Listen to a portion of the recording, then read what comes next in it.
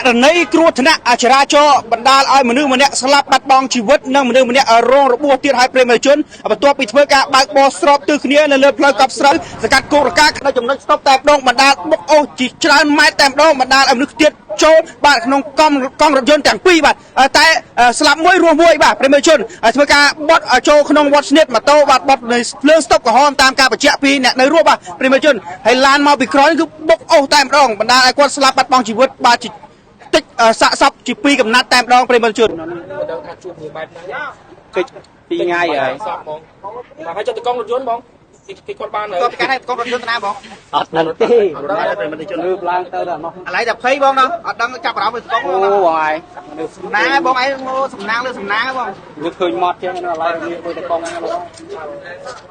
បងជួយខាងមុខខាងក្រោយបងបាទគាត់អ្នកឌុបបើធ្វើការបត់ទៅតាណាពីកាណាមកការបត់ទៅហ៎គាត់យើងត្រូវបត់ទៅឆ្វេងបត់ចូលវត្តឈ្នៀតបងណាវត្តឈ្នៀតតែឡានមកត្រង់ឡានចឹងនេះត្រង់គ្នាចឹងត្រង់ឡានមកត្រង់ហើយអូសក្រួយអូសតែម្ដងមកណាបាទកាន់អូសមករហូតទៅនេះតាំងពីកំពង់ស្តុបបងស្តុបលឿងស្តុបក្រហមក្រហមអាយើងអែបយើងជីមកពងជីដូចគ្នាយើងមិនមែនជីពងឆ្លងទេណាជីស្មើគ្នាមកមុខចឹងទៅដល់ហើយយើងបញ្ឆិតបត់មកអែបចាំឆ្លងនេះដល់ពេលចាំឆ្លងទៅចេះដល់ឡានមកវាមកពីក្រោយជាប់មកបណ្ដោយណាពុជទៅអូចឹងមិនព្រោះហ្នឹងហើយជាមិនទេបងអ្នកស្គាល់គ្នាស្គាល់គ្នាបាទហើយបងធ្វើតាណាពីមកពីណាទៅកាណាវិញបងស្លាយបាទហើយបងអ្នកបើកឬមួយក៏បងគាត់អ្នកបើកហើយដំបូងពុកម៉ូតូបងពីបងហើយបងតន់យកអូនតែម្ដងបងទៀតទៅក្រោមរថយន្តណាជាប់មួយគ្នាតែនៅជាមួយនឹងម៉ូតូមកទៀតអូខាងដៃណារត់តែសាអូដល់ខ្ញុំទៀតមកខ្ញុំមានប៉ះដំដៃថ្លៃបងហើយបាទខ្ញុំអូជាប់មួយថ្លៃមែនទេបងដំដៃសូមគោរពនិងជម្រាបសួរប្រិយមិត្តទស្សនិកជនលោកស្រីអ្នកនាងកញ្ញាដែលនិយមរាល់ការផ្សាយអង្គភាពសារព័ត៌មានខ្ញុំគណៈពេកខ្ញុំបាទជុំសុកណារួមទាំងក្រុមការងារក៏មានវត្តមានធ្វើសេចក្តីរាយការណ៍ករណីគ្រោះថ្នាក់ចរាចរណ៍ដល់រន្ធត់មួយនៅលើផ្លូវកប់ស្រូវបណ្ដាលឲ្យមនុស្សបែកសាកសពតិចតែម្ដងប្រិយមិត្តជនបន្ទាប់ពីធ្វើការបត់ឆ្លងផ្លូវត្រូវបានរថយន្តមកធំបានកិនបាទស្លាប់បណ្ដាលឲ្យបាត់បង់ជីវិតម្នាក់និងរងរបួសធ្ងន់ម្នាក់ប្រិយមិត្តជនឥឡូវនេះបន្ទាប់ពីកើតហេតុហើយម្ចាស់រថយន្តបានដាក់មេប្រូចបាត់ទៅហើយបាទប្រិយមិត្តជនស្ថិតនៅបាទសកាត់គោលការណ៍ខណ្ឌពេជ្រនៅរាជធានីភ្នំពេញត្រូវនៅថ្ងៃទី9ខែមិថុនាឆ្នាំ2025ប្រិយមិត្តជននៅវេលាម៉ោង2:30នាទីប្រិយមិត្តទស្សនិកជននេះគឺជាម៉ូតូអត់ត្រៀមសងដែលបើកបរបាទមនុស្ស2នាក់បាទដែលបានរថយន្តបាទបុកអូសតាំងពីភ្លើងស្តុបរហូតមកដល់ចំណុចទីតាំងកន្លែងកើតហេតុនេះគឺបានគៀងជាប់តែម្ដងតែសំណាងល្អជាបងប្រុសម្នាក់ដែលរួចផុតអាយុជីវិតក្នុងករណីគ្រោះថ្នាក់ចរាចរណ៍នេះបាទតែជាអកុសលបងប្រុសម្នាក់ទៀតបានស្លាប់បាត់បង់ជីវិតនៅក្រោមកង់រថយន្តកុងតឺន័រតែម្ដងហើយតាមការបញ្ជាក់ក្នុងការបើកបរនេះគឺគាត់បានបើកបរបាត់នៅចំណុចលើភ្លើងស្តុបមកវត្តស្នៀតនេះគឺភ្លើងស្តុបក្រហមបាទតាមការបញ្ជាក់ហើយរថយន្តក៏បានមកត្រង់មិនមានការចាប់ប្រាំងនោះទេម៉ូតូក៏បានបត់ឆ្លងគឺបានបុកឲ្យពេញទំហឹងអូសមកតែម្ដងបាទហើយចំណែកឯសាកសពបាទបងប្រុសម្នាក់ទៀតគឺតិចម៉ត់តែម្ដងបាទបាច់ជាពីរតែម្ដងប្រិយមិត្តជន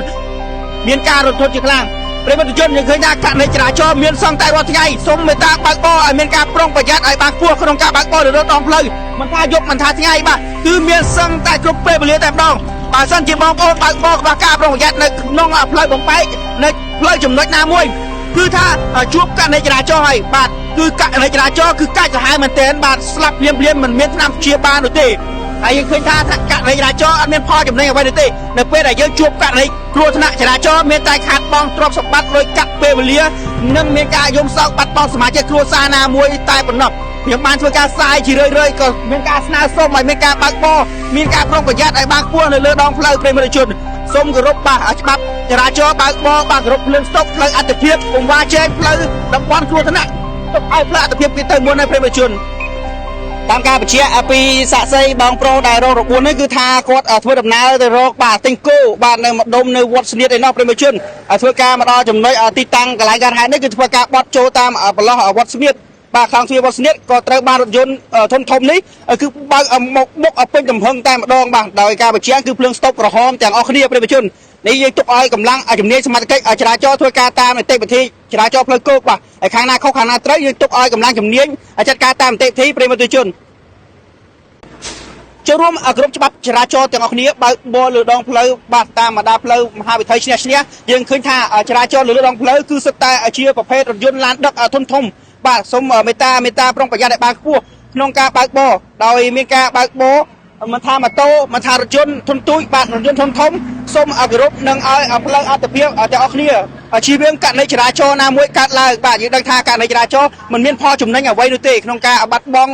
ទ្រព្យសម្បត្តិលុយកាក់និងពេលវេលាអាយុជីវិតតែប៉ុណ្ណោះយើងឃើញថាបន្ទាប់ពីករណីចរាចរណ៍បាទកិនមនុស្សស្លាប់បាត់បង់ជីវិតហើយក៏មានករណីចរាចរណ៍មួយទៀតគឺឡានបុកឡានបាទដោយសារការបើកបរខ្វះការប្រុងប្រយ័ត្នអញ្ចឹងមេត្តាបើកបរឲ្យមានការយោគយល់គ្នាទៅវិញទៅមកបើកបរមេត្តាគ្រប់ច្បាប់ចរាចរណ៍ទាំងអស់គ្នាប្រិមត្តទូរជនអរគុណណាប្រិមត្តជនដែលខំចំណាយពេលដ៏មានតម្លៃតាមដានអង្គភាពសារព័ត៌មានខ្ញុំគណៈខ្ញុំបាទជឹមសុកណារួមទាំងក្រុមការងារសូមអរគុណបាទក៏សូមគោរពលា